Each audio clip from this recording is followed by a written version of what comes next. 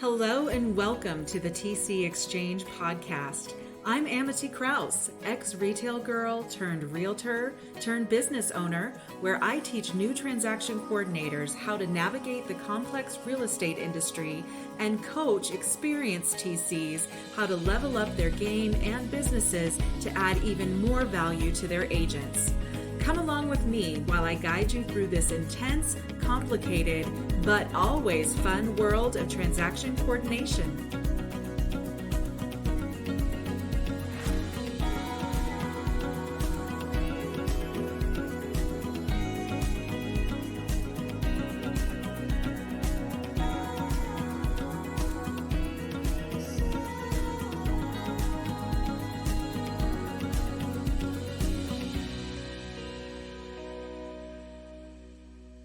Well, hello everybody, and welcome back to today's episode of the TC Exchange Podcast.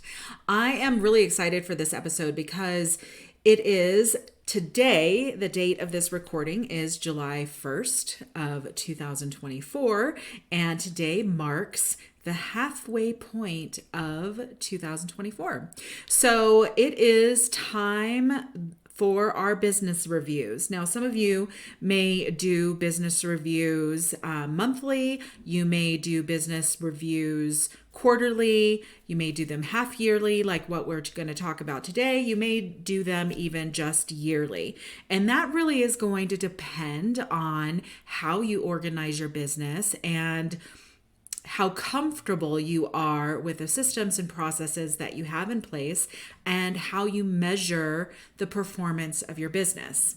Now, the absolute thing that I want to get across to you guys is that reviewing your business is incredibly valuable and important.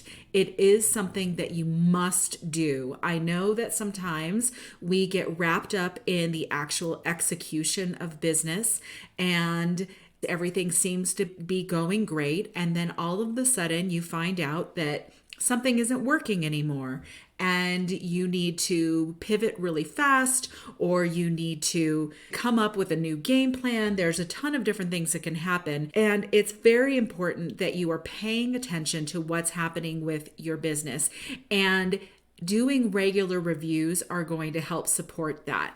I was chatting with a colleague, TC, who was sharing with me that she had a great business. Everything was moving along really wonderfully. She had consistent clients that were producing well every single week, every single month. It was a good, steady income.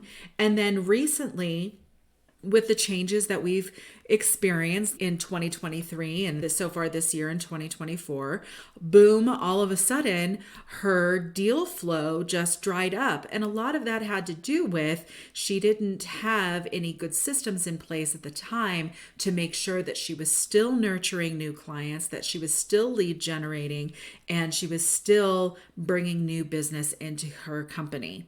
So I want to make sure that none of you ever have to learn that painful lesson. And today we're going to talk about how to actually review your business, and we'll talk about some things that you can put into place to help you understand how to pivot if you need to, and how to create some plans for the future. So, the first thing I want to talk about is actually what business reviews are. So a business review, it's an evaluation of your company's performance and its progress over a period of time. You can use this to review your overall performance, but you can also, if you're trying a new strategy, you can use the same strategy to look at specific programs within your business as well. So it doesn't have to always be the big umbrella overview. You can also look at individual things. So the goal is really to help you identify some opportunities, to anticipate any challenges that may be coming up, and to put plans in place to optimize your future performance. So you will improve your efficiency, you will make better decisions, and you will increase your profitability.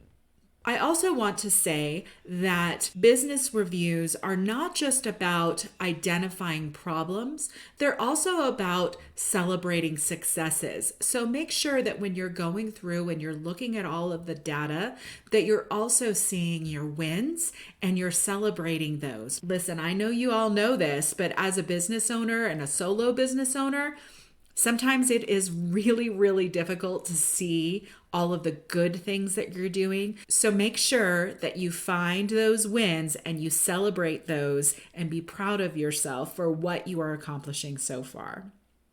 Now, these regular reviews can definitely prevent small issues from becoming major problems. So pay attention to things that could be just a little blip on your review cycle, like maybe your number of transactions coming in are lower than they were, or maybe a different type of transaction you're starting to see more consistently, so that way you can make any adjustments that you need to your systems. So now let's talk about preparing for your actual business review. Now, business reviews, listen, I'll be honest, they are not sexy. They are not necessarily fun. It is digging into all of the reports, looking at numbers, looking at spreadsheets.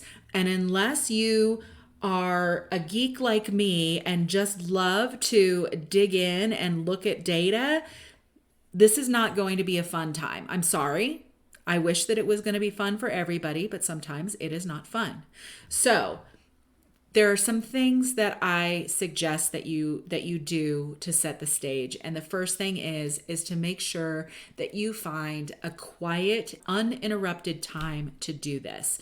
Now, it's a pretty lengthy process, especially if you only do this once a year. I suggest really that you do it every quarter at minimum. But if you need to, be prepared to break it up into several days. If your mind or your workload is very, very packed at this time, it may be difficult for you to block out an entire day. That's okay. Then just block out a couple of hours at a time if that's necessary. I do, like I said, really recommend that you do this more regularly than once a year or even half a year. You want to do this quarterly at the minimum. You might even incorporate doing some things with your business review on a monthly basis so that you're blocking those things in to your working on the business process of your time blocking. So find a nice quiet place to actually do your review, block it off, put your phone on do not disturb, do not check your emails, do not go on social. You are just looking at your business. Okay. Now you're going to want to have with you all of your necessary materials. So anything that are things that you are going to review, you are going to have your financial statements. So you'll have gathered together your profit and loss statements for both your year to date and your month to date. I would suggest that you pull both. And this is why is that we know that we are working in real estate. We are working in a cyclical business that has a flow and an up and down. And so while you don't want to be alarmed necessarily when things don't look great in a 1 month period, especially if we're in the off season, you do want to be able to go back and say, okay, it is a slower season this month of February, but we're going into April now because I'm doing a quarterly review. I know these things are going to change. So some things you won't even have to create new plans for because the business is maybe going to naturally adjust to it. So I do suggest having both your monthly P&Ls as well as your year-to-date P&Ls. You might also want to consider having your cash flow reports that will show you how you're spending money on a monthly basis and quarterly basis so that you can see maybe some things that are getting more expensive. You know, is one of your subscriptions based per seat and now you have more people on your team and that particular subscription is now more expensive than it was? Are you getting the results out of using that system and tool that you anticipated. You'll also want to have client feedback. Now, sometimes we don't talk about looking at client feedback when it comes to reviewing our business, but it's really important. Go back to your reviews, look at the comments that are being made by your clients about your business. Take a look at your emails, comments about your team members. Consider on a quarterly basis sending out a survey to your agents to see if you can get some feedback about the systems that you're using, the processes, so that you can make some adjustments, so that you can review that during this time period. You'll also want to have your transaction records, so the number of closings you've done, the volume you've produced, you could break it down whatever way makes sense to you, your dollars per hour, and so on. So have all of that information there. Now, this is, I think, one of the most important things, and this is about having a clear mindset. I understand that sometimes looking at numbers and looking at performance, it's very, very easy to start spiraling and feeling poorly about how your business is doing. Now, number one, I want you to remember what I said earlier is that you're also looking for your wins so that you can celebrate those. But when you see things that are maybe not going as well as you hoped, stay out of your head. Do not let that impact you. All you're doing right now is looking at data. It's just data. There is no emotional attachment to data. They're just numbers and they can be changed. So just have a clear mindset. You're going in with an open mind and you're going to be objective about what you are looking at. All right, so now here's the step-by-step process. This is what I do. Now you make this work however you feel it fits within your business model and how you operate. This is how I process my business reviews. So the first thing that I do is I look at my financial performance. So I'm going to examine my income and my expenses over the previous quarter or the previous 6 months. We're in a 6-month cycle right now. So I'm looking at the P&L and the money that is coming in and the money is going out. So I'm just looking at that. I am looking at trends and patterns in my revenue and my costs. So am I seeing that I am getting more contracts from one client and fewer from another? Am I getting more listings than I have been buyers? Does it cost me any different amount of money in time or in effort to process different types of files? So I'm identifying those trends and those patterns in my revenue and costs. So we're also looking at and assessing our profitability and our cash flow. So profitability, every time you add a new person to your team, you're adding additional overhead into your business because you're getting them an email inbox. You're getting them a seat in your transaction management program. You are getting them a seat in your password program, possibly. Anytime you bring in new people, you are going to increase your costs. What you want to make sure is that bringing that additional leverage in is going to offset the costs that come in. So you bring in a new person, the new person is going to bring in more business and more profit into your business. So you're going to be assessing your cash flow. When I say that, are you billing enough on a monthly basis that you are able to pay all of the things that you need to pay? Do you need to make an adjustment to your billing practices in order to have cash flow moving through more consistently? For example, if you're billing on a monthly basis, does that make sense? Should you consider going to a bi-monthly basis so that you are more consistently seeing income come into your business so that the flow is more smooth? Next step, is analyzing your client feedback. So you're going to want to go through the surveys that you sent out to your agents. You're going to want to go through testimonials and reviews, any direct communication. And when you're analyzing that feedback, you'll be looking for common themes in satisfaction and areas that are needing improvement. I think that pretty consistently we get great reviews, and sometimes we're really a little blindsided when we find out that someone isn't happy. So also make sure that you are considering gut feelings that you have, because I also believe that we kind of know when things aren't going well. We can sense changes in our agents' attitudes towards us in the process. Are they pulling back? Are they asking for things differently? Are they asking for more things? That could be an issue with your system, so you're going to want to pay attention to those.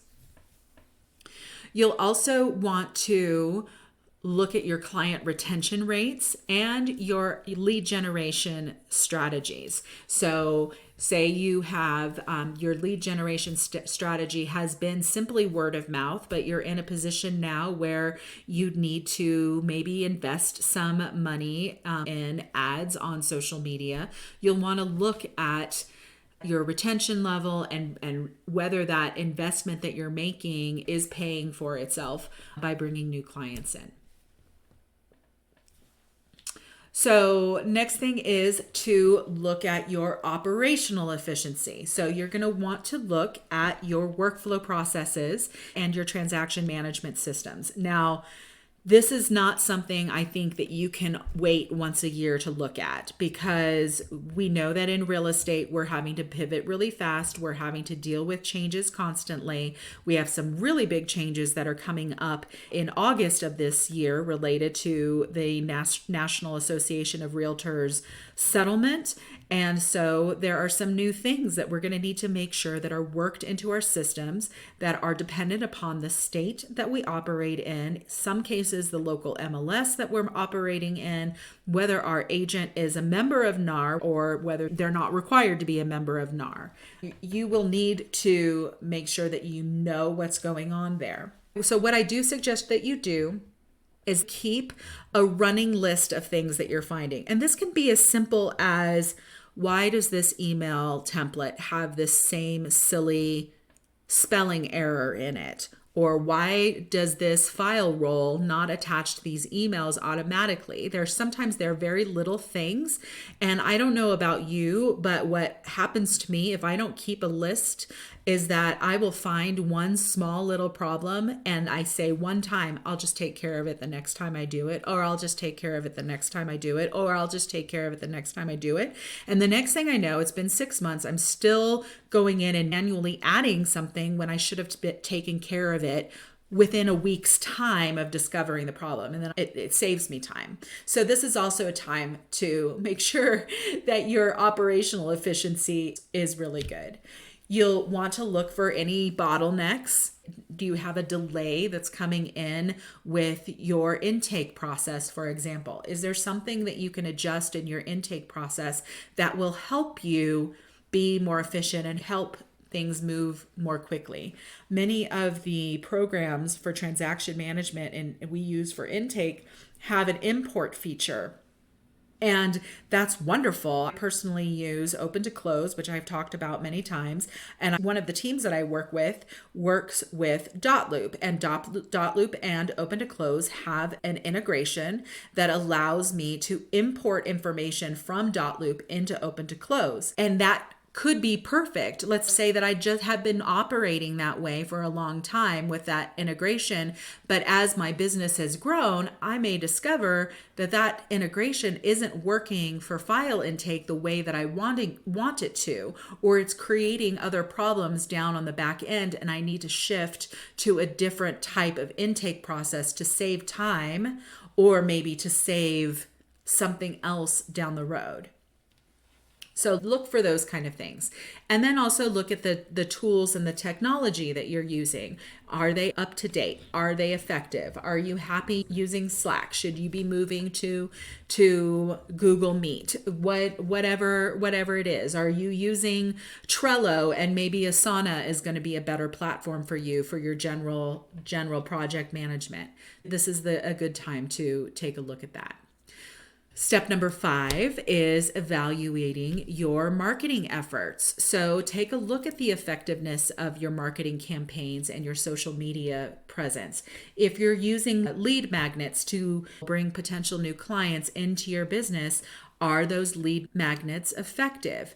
Do you need to revise some of those lead magnets? Maybe they're not bringing a new client in and you need to evaluate those. So you'll want to look at those campaigns. Do you have a drip campaign? Are you putting out a blog? Just assessing all of that stuff. You're going to review your metrics on your website. You're going to review your social media engagement, your lead generation, all of it, and then determine what's working and what needs adjustment, and figuring out maybe what you need to eliminate. Some people find themselves using one specific platform. Let's say, for example, I'm using Facebook as my main source of lead generation. I could find really that I'm getting better results on my lead generation with the things that I do on LinkedIn. So then let's think about what more can I do on LinkedIn so that I can generate bigger results and maybe pare back my Facebook efforts a little bit. So this is also, that's one of the things that you want to look at, is just what's working, what's not working, what you can change, what can you ramp up, what can you pull back. And then the last thing that you're going to want to do is look at your personal and your team's performance. So look at your own performance, look at your team's performance. Is everybody following their checklists? Are they accurate?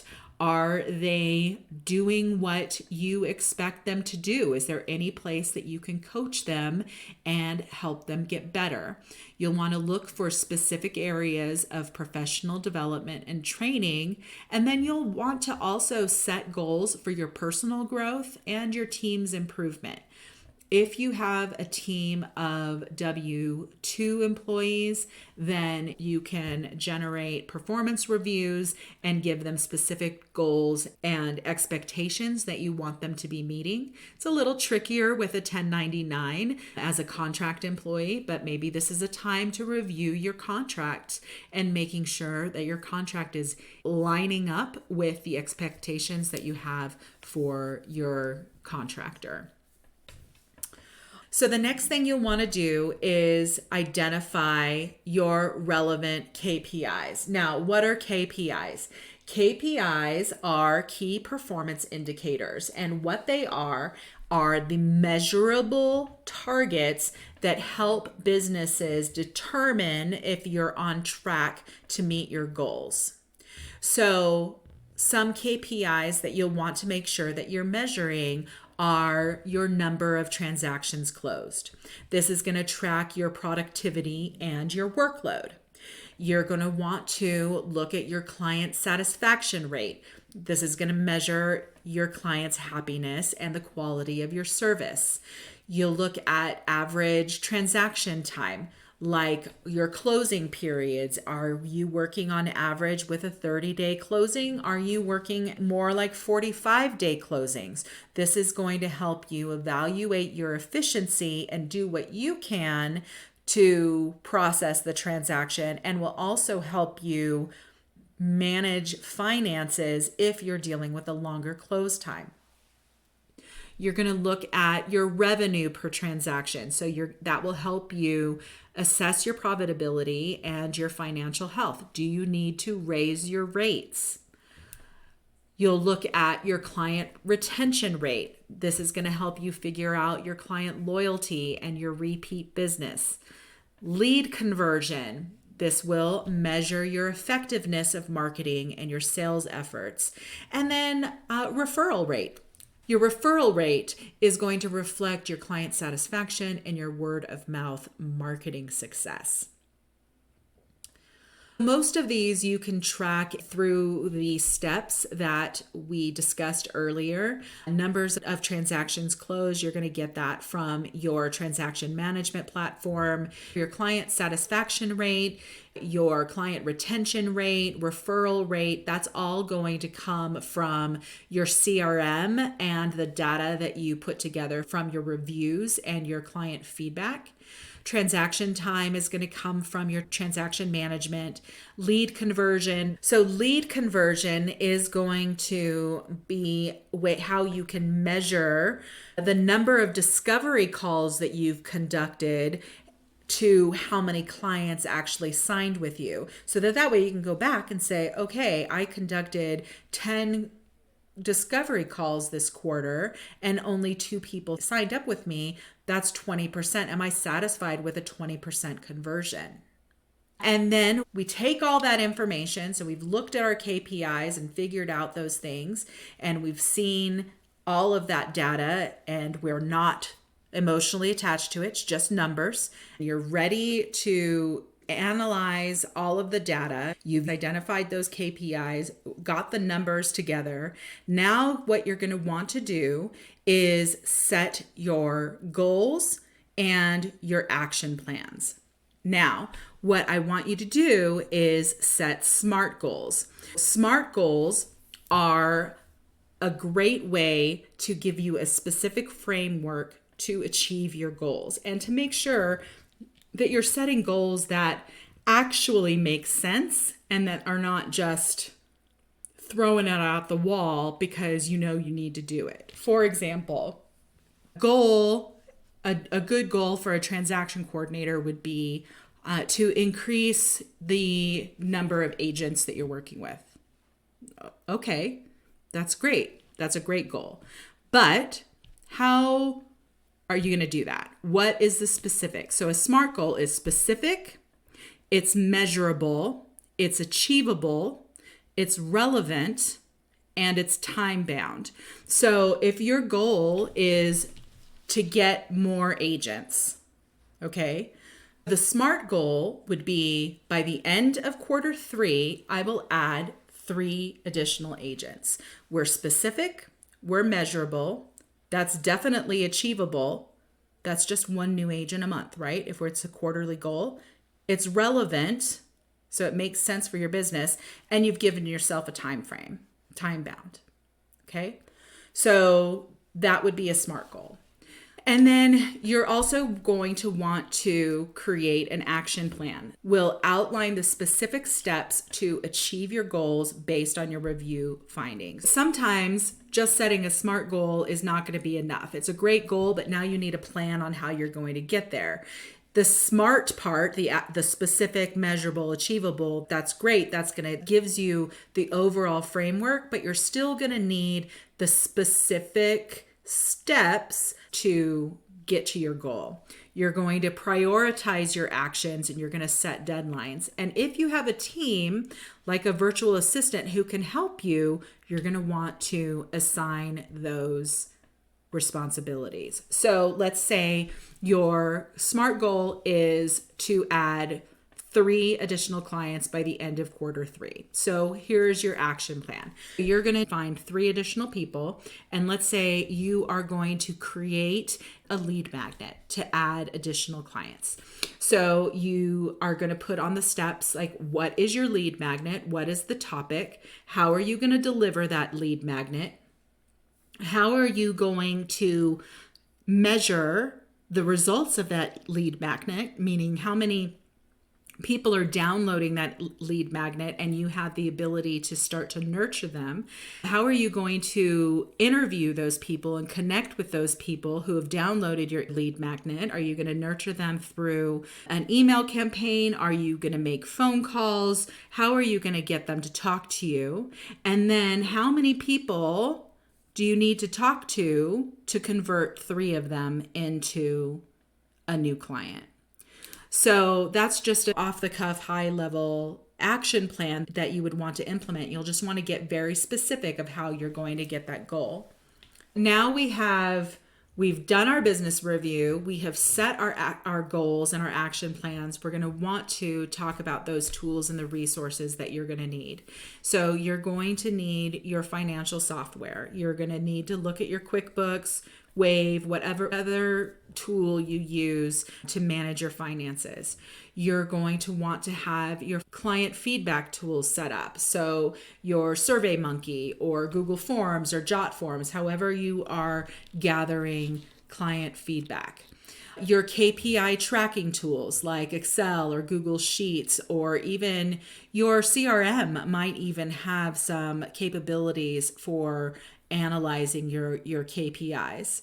And then once you have those tools, here's the biggie tool in helping you organize your business review and to help you take action is the actual project management tools. I love Asana. There are other platforms like Asana. Trello is one. Monday.com is another. This will help you create your action plans, set deadlines, all of that to help you get started. So take a look at those to help you with your business reviews. Now you are all set and ready to conduct your 6-month business review for 2024. Again, it's really important that you do this on a regular basis. I suggest doing it really at minimum quarterly. You can do it monthly, whatever works best for your business and how you operate. The main steps that I want you to think about, your strategy, is you're going to go through, you're going to review your finances, you're going to analyze your client feedback, you're going to assess your operations, you're going to evaluate your marketing, and you're going to reflect on your team's performance. And you'll use the KPIs to help you figure out how you're doing. Thank you guys so much for tuning in and listening today. I would love to hear from you about your business reviews. What are some of the strategies you've discovered over the years that work the best for you? Please go ahead and drop in the comments below how you conduct your business reviews. What was the biggest thing that you learned in reviewing your business? I can't wait to check those out. Please make sure that you subscribe to our podcast and share it with all of your transaction coordinator friends. I am so glad that you took the time out of your day to take a listen to this topic, and I hope you all have a fantastic week. I can't wait to connect with you again next week. Have a great day. Bye-bye. And that wraps up another episode of the TC Exchange Podcast.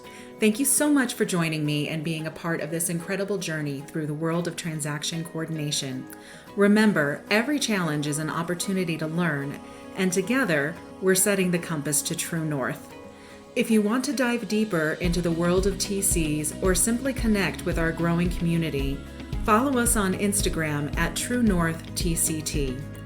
For exclusive content, insights, and engaging discussions, be sure to join our Facebook group, the TC Exchange. And for resources, courses, and a treasure trove of knowledge, check out our website at TrueNorthTransactionServices.com. Keep the conversations going, share your insights, and until next time, keep your compass pointing true north. See you soon.